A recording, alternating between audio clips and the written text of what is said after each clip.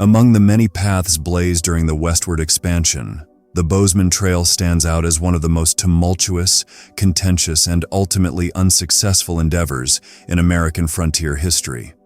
While the trail is named after John Bozeman, an immigrant from Georgia credited with marking the route, Native Americans had utilized this path as a travel corridor for centuries before him. In 1863, Bozeman and his partner John Jacobs expanded this corridor to create a wagon road.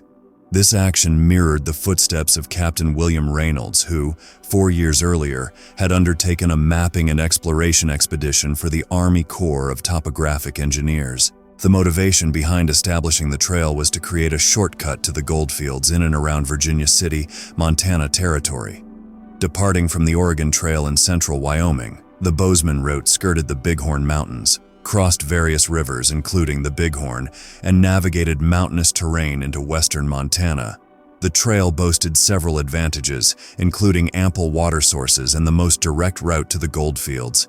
It also had a significant drawback.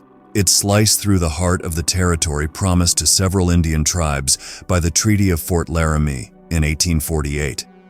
This territory included the prized hunting grounds of the Powder River country, claimed by the Sioux and other tribes. The first groups of emigrants started their journeys up the trail shortly after Bozeman and Jacobs had completed marking the route. In 1864, a substantial train of 2,000 settlers successfully completed the trek, marking the peak of travel along the corridor. Despite some wagon trains finding success, they were under constant threat of attack. Over the next 2 years, travel along the corridor came to a complete standstill due to numerous raids by a coalition of tribes. Pressure mounted on the U.S. government to safeguard travelers. In 1866, U.S. Army troops were sent to construct 3 forts along the trail, ostensibly providing protection to wagon trains. These posts, arranged from south to north, were Forts Reno, Phil Kearny, and C.F. Smith.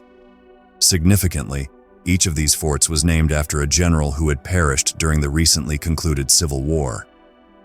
Effectively, the Bozeman Trail had transformed into a military road. The protection provided by the U.S. Army presence angered the tribes and initiated a 2-year conflict known as Red Cloud's War. Under the leadership of Lakota Chief Red Cloud, raids and ambushes targeted soldiers, civilians, supply trains, and anyone daring enough to attempt the trail. These attacks reached a climax in 3 notable incidents. The Fetterman Massacre in December 1866 saw an Army detachment of 79 soldiers and 2 civilians, led by Captain William Fetterman, lured from Fort Phil Kearny and completely destroyed within a few miles of the fort.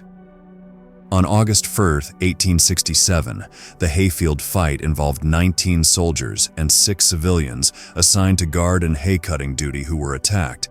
Under siege for over 8 hours, they successfully fended off 500 warriors until help arrived. The Wagon Box Fight featured a detachment of 31 soldiers sent to guard a team of woodcutters. Despite being encircled, they repelled numerous attacks over a 5-hour period from hundreds of warriors. The trail continued to be plagued by raids and skirmishes, with peace proving to be a rare and elusive exception. Safeguarding the trail involved a combination of tension, monotony, and loneliness.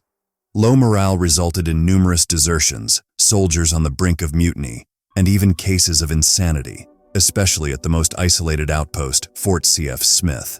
With few, if any, emigrants using the trail, the Army confined behind fortress walls, and tribes showing little sign of easing up on attacks, the United States government opted to pursue a peace policy. The Second Fort Laramie Treaty in 1868 recognized the Powder River country once again as the hunting territory of the Lakota and their allies. A presidential order was issued calling for the fort to be abandoned. The Bozeman Trail became history. For the first time, the United States government had experienced defeat in a war.